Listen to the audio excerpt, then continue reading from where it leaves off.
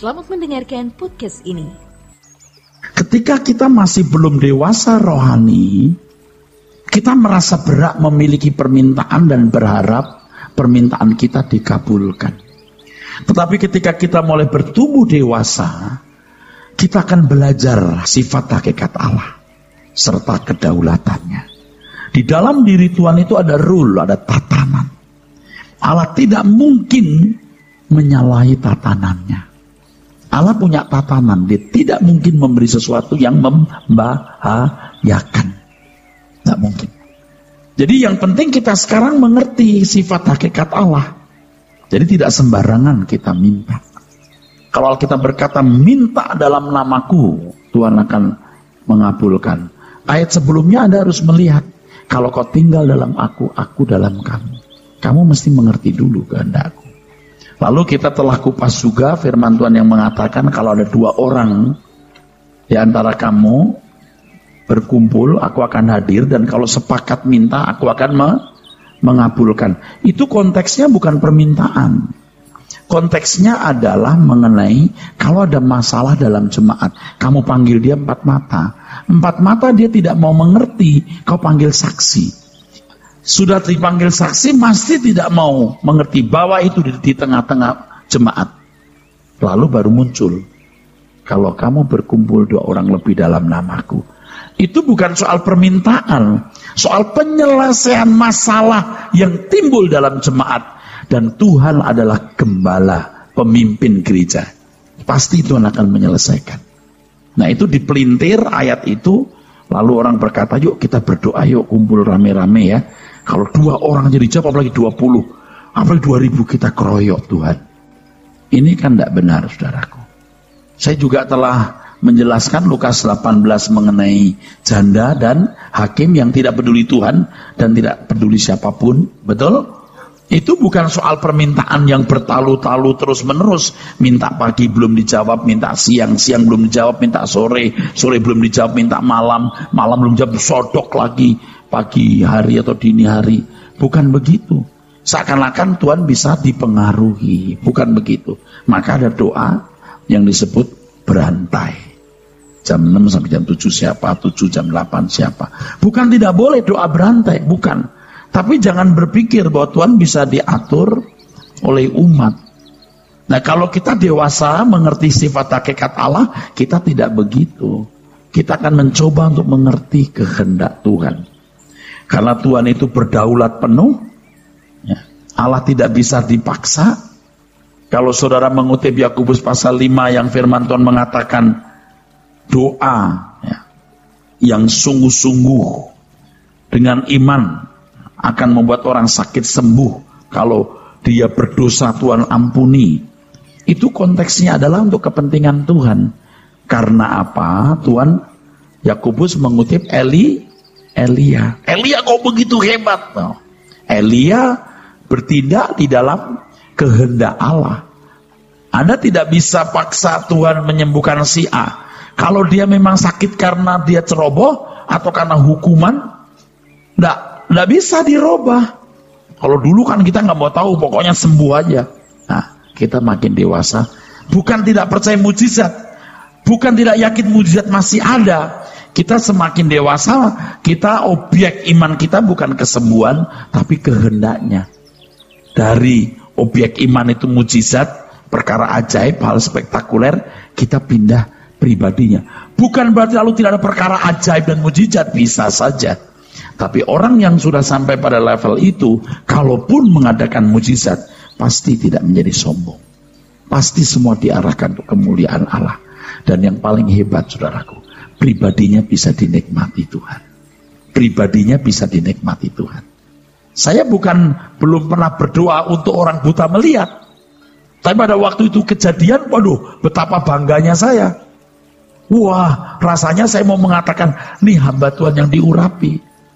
Saya bisa dinikmati banyak orang. Tapi apakah batinku dinikmati Tuhan? Bukan tidak bisa ngusir setan.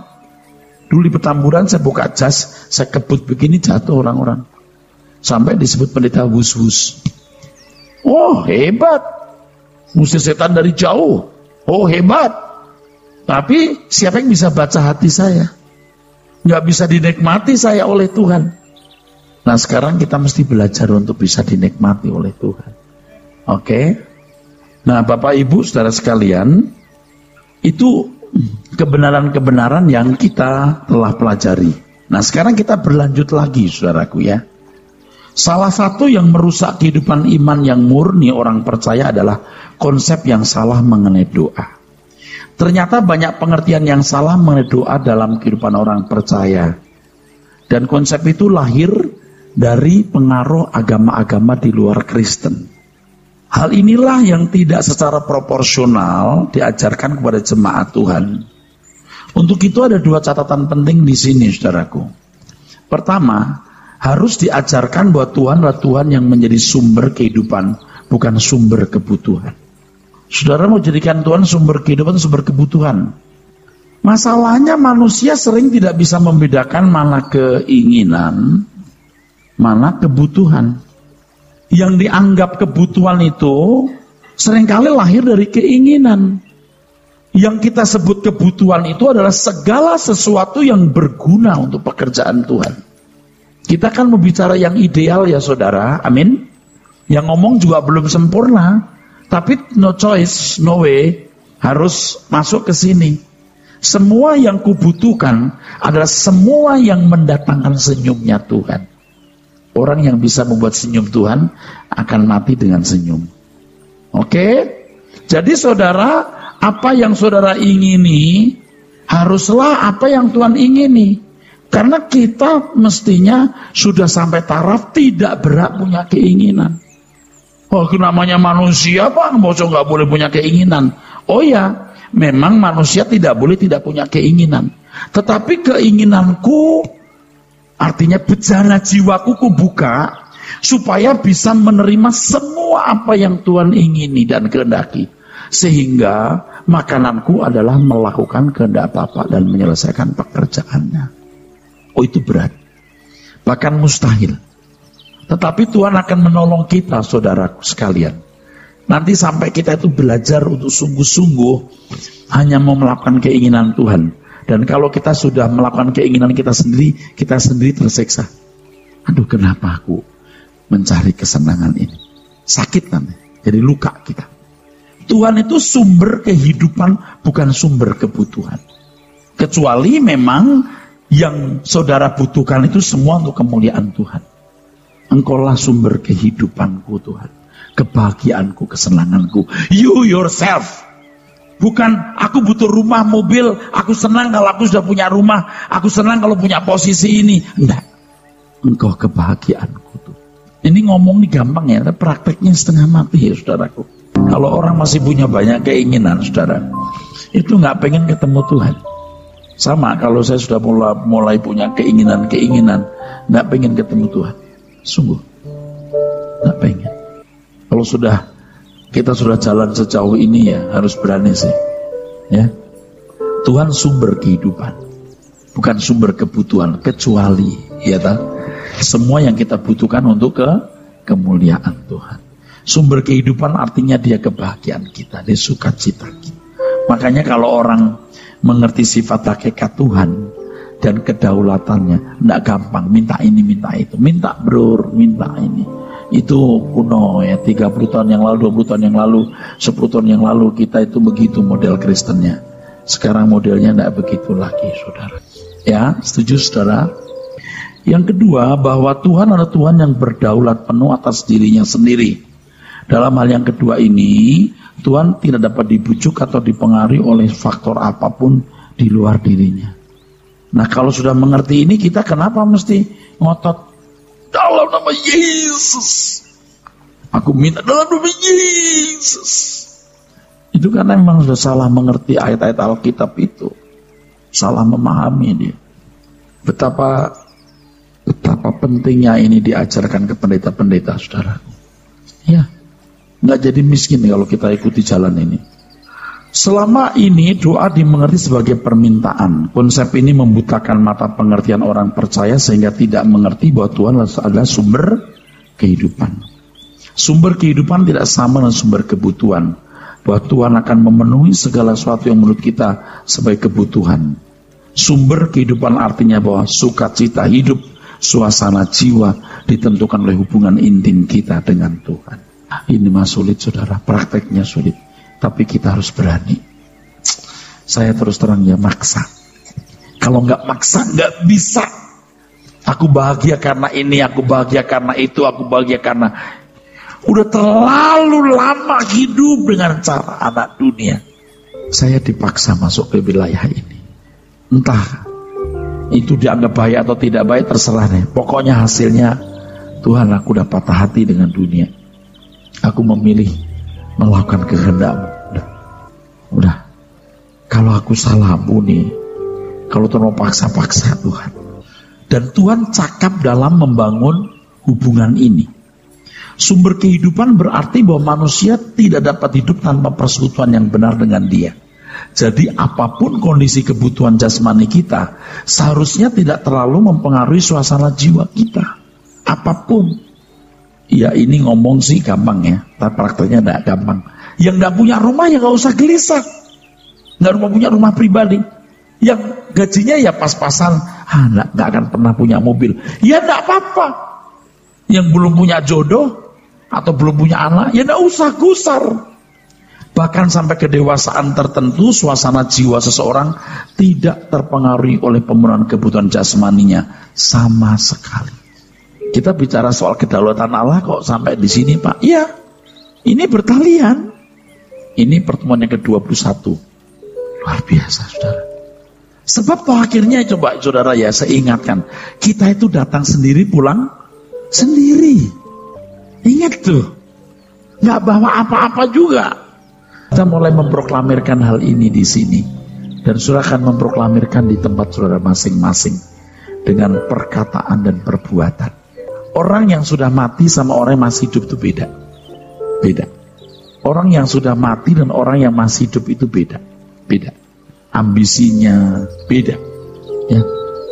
Kerelaannya, mengerti orang lain, mengasihi sesama, membela pekerjaan Tuhan, beda. Orang mati, orang hidup itu beda.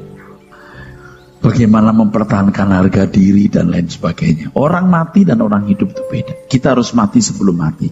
Saya belum mati total, saudara. Belum, saya belum. Saya juga stres, kenapa aku masih hidup. Saya juga sadar, saya belum mati total. Tapi saya terus belajar, berusaha. Aduh, kalau lihat apalagi lihat teman-teman yang begitu mendukung pekerjaan Tuhan, aduh saya tambah dipaksa untuk benar. Ini orang-orang begitu setia melayani Tuhan, begitu setia mendampingi saya. Aduh, saya jangan sampai bikin salah. Itu memaksa saya loh. Ayo mengotot apa kita ya saudaraku. Dia sumber kehidupanku, bukan sumber kebutuhanku. Kalau aku menjadikan semua kebutuhanku, artinya yang kubutuhkan adalah untuk kepentingan kemuliaan Tuhan, bisa. Tapi lebih baik Tuhan sumber kehidupanku. Ada kelompok penganut agama tertentu yang anti dunia. Mereka meninggalkan kemewahan hidup lajang tanpa pasangan, berpenampilan sangat sederhana. Mereka ternyata bisa hidup bahagia. Sebagai buktinya, keyakinan itu masih ada walaupun sudah ribuan tahun umurnya. Eksis. Hal ini menjadi bukti bahwa filosofi agama tersebut bukan pepesan kosong. Bisa tidak punya kekayaan, hanya baju di badan, kalau cari makan pun bisa minta-minta. Memang mempermiskin diri. Mereka bisa menikmati hidup dengan caranya sendiri. Saya cuma mau menunjukkan kok orang bisa begini, mosok kita tidak bisa. Cuman kita beda isinya, amin. Orang bisa loh begitu. Orang bisa begitu. Tokoh-tokoh Buddhis hebat di situ. Dan ajaran lain juga. Tuhan Yesus sendiri adalah seorang yang memiliki kehidupan seperti mereka. Serigala punya liang, burung punya sarang, anak manusia tidak punya tempat meletakkan kepalanya. Betapa bahagianya kita bila bisa men-setting pikiran kita demikian. Dan hanya menikmati Tuhan yang benar. Kekasih jiwa kita, suami rohani mempelai kita. Itulah sebabnya yang Tuhan kehendaki ini. Pikiran kita diubah, men-setting pikiran kita ya Tidak harus menjadi orang miskin gelandangan sebagai peminta-minta. Tidak harus menjadi orang miskin tidak punya rumah. Tetapi orang-orang yang bisa meletakkan kebahagiaannya bukan pada materi, tapi pada Tuhan. Kita sedang belajar. Amin. Kita sedang melangkah. Indah. Indah sekali. Indah sekali. Saudara bersedia? Kalau sudah mengenal kebenaran begini, tidak usah ditarik-tarik. Ayo dong melayani.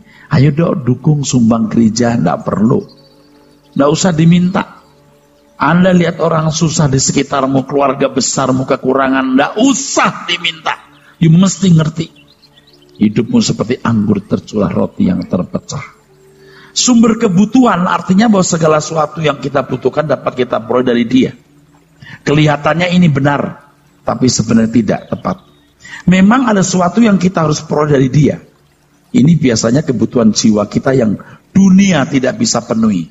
Tetapi kebutuhan jasmani telah dipercayakan kepada manusia untuk mengelola dan mengembangkannya demi memenuhi kebutuhan jasmani sendiri. Memang segala sesuatu dari Dia, oleh Dia dan bagi Dia.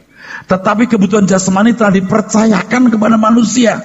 Kita harus bertanggung jawab. Kita harus bekerja. Tuhan tidak bisa menolong kita. Tuhan tidak bisa menolong jika dipandang Tuhan perlu ditolong. Artinya Tuhan tidak akan menolong saudara kalau dipandang tidak perlu ditolong. Kalau Anda mau punya pekerjaan yang baik, ya kerja keras. Bisa kerja dengan baik, harus punya keahlian. Untuk itu Anda harus kerja keras. Jangan, oh Tuhan berkati supaya aku dapat pekerjaan. Oh Tuhan tolong supaya usahaku maju. Ya nggak perlu minta itu mestinya. Ada tatanan yang kamu tabur, kamu tuai. Kalau dulu kan gampang sekali pendeta berkata, saya doakan usahamu maju. Emangnya siapa dia? Udah zamannya udah nggak begitu lagi. Jemaat diajar bertanggung jawab.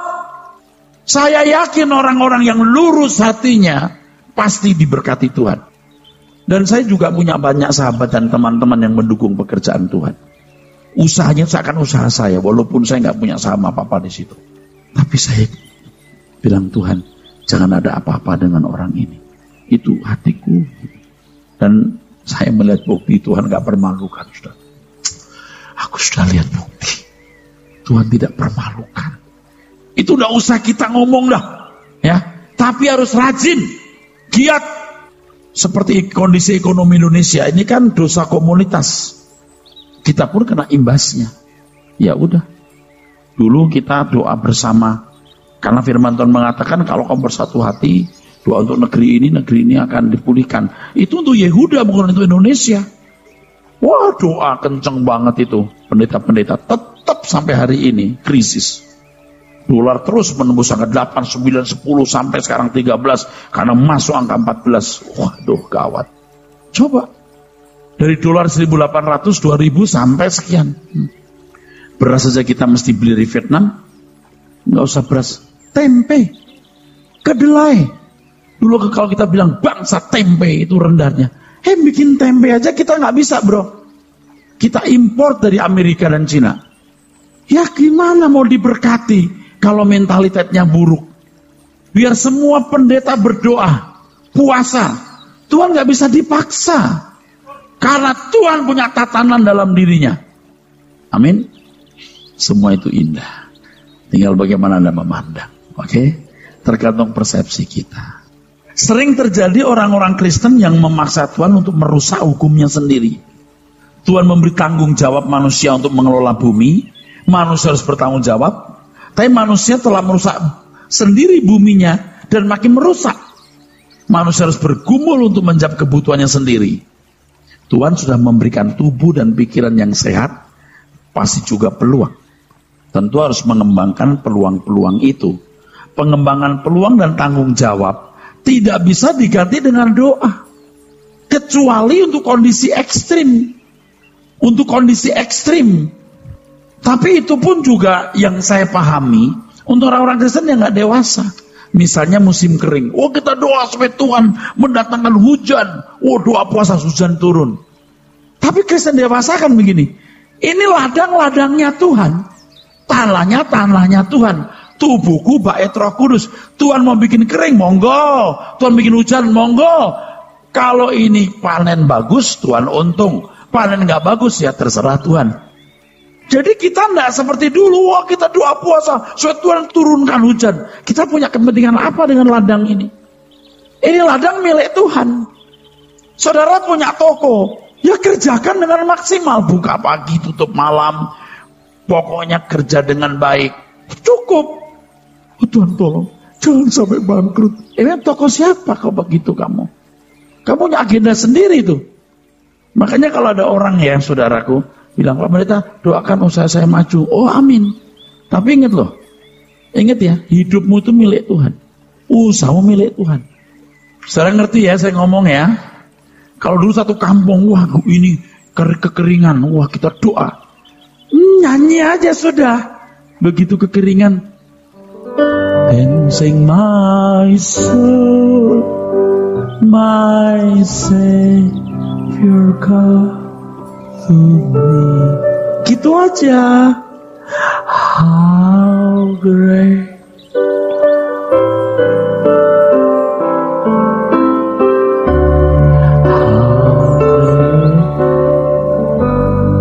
Tuhan, maksud Tuhan kita nggak makan gitu. Oh silahkan dancing.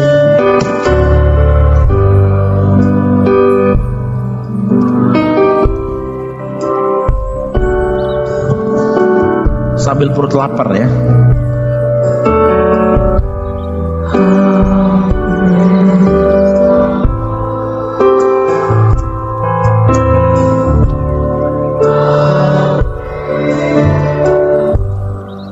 Bagus nggak saudara? Enak nggak saudara? Enak. Jadi sekarang suami yang belum pulang kembalikan ke Tuhan aja. Hidupku milikmu Tuhan. Dia juga milikmu. Aku rindu dia bertobat. Tapi kalau nggak pulang Tuhan pun nggak bisa paksa. Terserah. Yang penting aku tidak kau tinggalkan Tuhan. Selesai. Merdeka nggak saudara? Itu Kristen yang dewasa. Dulu kan kita kalau ada masalah Tuhan tolong jawab. Kasihani aku. Biarlah titiknya menimpa. Berkatmu seperti hujan deras. Biar titikmu menimpa. Mau menimpa mau tidak. Hidupku milikmu Tuhan. Pak kita gak pernah dengar ajaran begini. Kira-kira bener gak ini? Beda Pak. Beda bukan berarti salah loh. Bener gak nih yang saya ngomong ini? Amin. Nanti jangan salah loh. Jangan nanti Anda pergi-pergi keluar bilang, maksud kita nggak boleh berdoa kalau punya masalah. Nggak ngerti maksudnya. Oke deh, kalau saudara masih mau begitu, monggo silakan. Tapi kalau udah mau dewasa, hidupmu milik Tuhan. Yang penting kau penuhi tanggung jawabmu. Selesai. Oh Tuhan, sembuhkan aku sakit Tuhan. Sembuhkan tubuhku. Emang punya kamu itu? Itu punyaku. Aku mengandalkan Engkau Tuhan. Aku yang mengandalkan kamu. Bukan kamu mengandalkan aku. Kamu andalkan aku dalam arti kamu mengerti hakikatku, mengerti tatananku.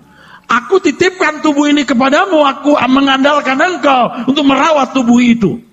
Oh gitu ya, gitu. Ini bicara soal Kristen yang dewasa. Tuhan, kakiku bisa diamputasi nih Tuhan. Kenapa? Aku ada diabetes. Aku mengandalkan Engkau. Aku yang mengandalkan Engkau. Mulutmu itu loh, mau manis-manis. Sudah tahu punya sejarah orang tua diabetes. Aku andalkan kamu. Tuhan tolong tokoku Tuhan. Aku mengandalkan Engkau. Loh, itu tokoku. Aku mengandalkan kamu. Aku titipkan kamu untuk mengelolanya. Amin saudara. Juga jangan minta kemudahan-kemudahan. Semua harus dilakukan dengan tanggung jawab. Jangan buka toko di sini, sebelahnya dikasih ruang kecil doa syafaat. Jam 10 pagi buka mall, pendoa saya udah orang dukun aja bisa pakai tuyul. Kita pakai malaikat menggerakkan hati orang belanja di tokonya. Yang gitu-gitu itu enggak usah lagi. Kenapa? Kerjakan baik. Dalam hal ini kita mengerti mengapa kemalasan adalah dosa. The nature of man is a worker. Kodrat manusia adalah bekerja. Adalah indah kalau manusia mengerti tanggung jawabnya. Makanya Tuhan berkata jangan mencuri. Artinya kamu harus dengan usaha sendiri memiliki milik. Yang milik itu adalah kau gunakan untuk kemuliaan Tuhan. Untuk masalah-masalah pemenuhan kebutuhan jasmani, di sini ada tatanan yang kamu tabur, kamu tuai, kamu harus tanggung jawab, kamu harus bekerja. Ini jelas.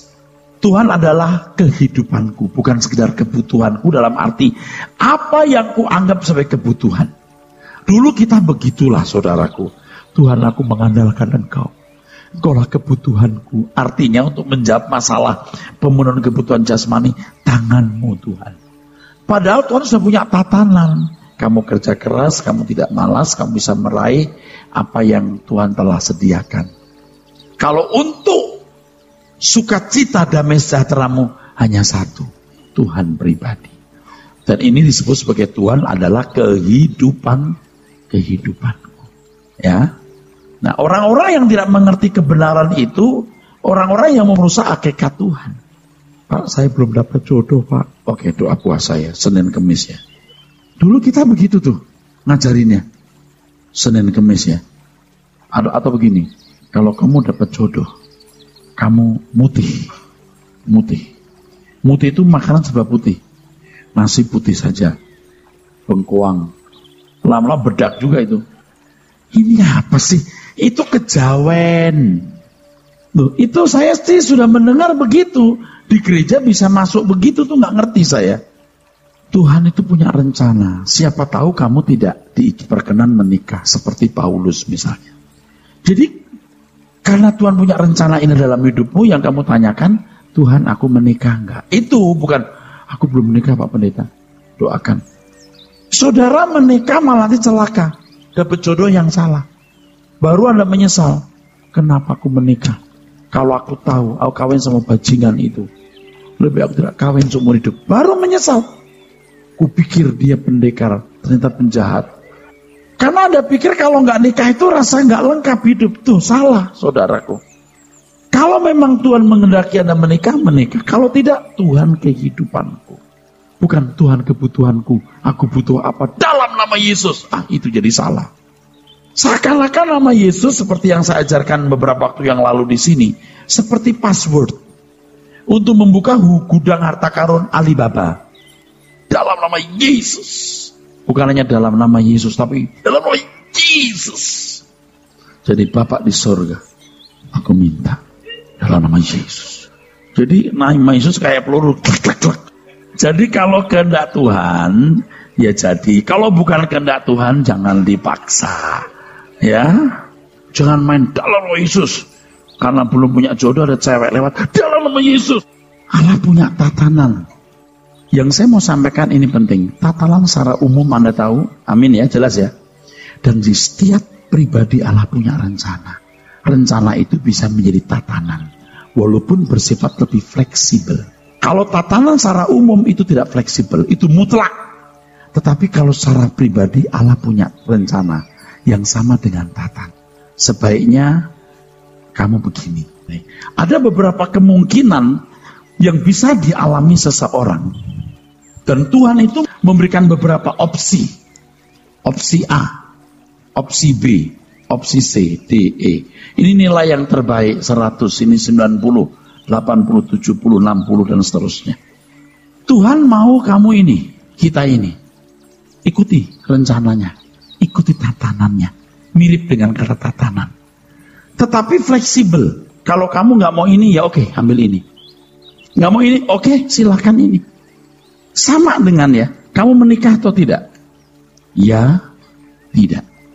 Tuhan punya tatanan sebaiknya kamu nggak menikah. Dengan situasi hidupmu seperti ini. Seperti misalnya kalau seorang ya, lanang nggak, wedok nggak. Artinya, tidak jelas. Pak loh ini betul, waktu saya sekolah dulu, kuliah, itu ada seorang teman laki-laki bilang gini, saya jadi gimana Pak? Saya begini keadaannya. Dia laki-laki tapi melambai-lambai. Ngerti maksudnya ya? Jadi, hardware-nya laki-laki, software-nya perempuan. Artinya, antara software dan hardware nggak nyambung. Ngerti nggak maksudnya? Nggak connect.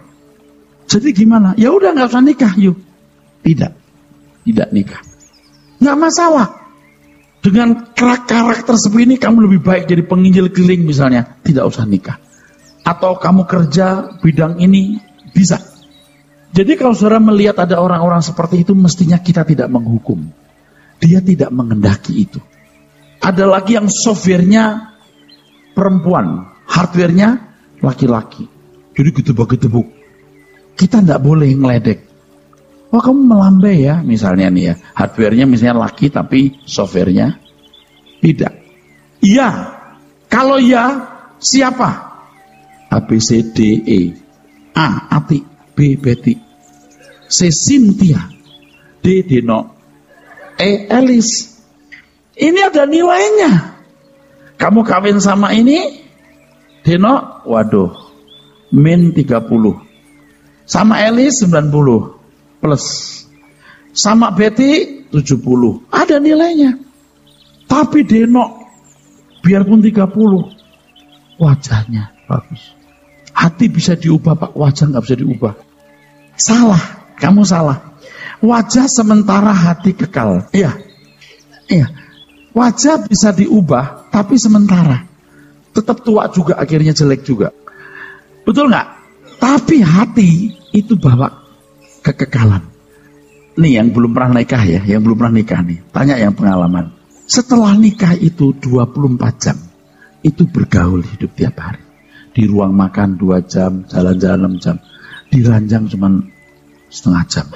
Loh iya, kecantikan itu penipu. You punya istri cantik, galak, cerewet, sadis, waduh. Ya Tuhan, kalau aku di surga nanti ada dia, mendingan gua ke neraka Tuhan. Ini surga jadi neraka gara-gara di si Deno ini. Makanya tatanan Tuhan itu diikuti secara umum, strictly yes, tidak akan bisa dikurangi. Tetapi secara individu, ikuti rencananya. Jangan ngotot. Tuhan, aku jatuh cinta sama dia. Oh Tuhan, tolonglah.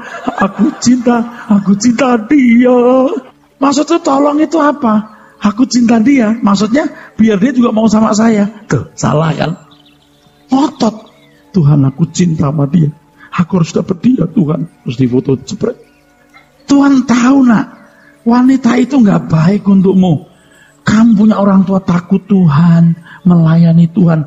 Dan kamu bagus, kamu juga mau melayani Tuhan. Kamu jangan pilih itu, bisa rusak hidupmu. Makanya, biar kehendakmu yang jadi, bukan kehendakku. Ingat ya, juga mengingini yang lain. Mata kita hanya seperti kamera. Kita lihat, tapi jangan jepret. Lihat aja. Begitu kehendaki itu, jepret. Harus ada kuning. Amin.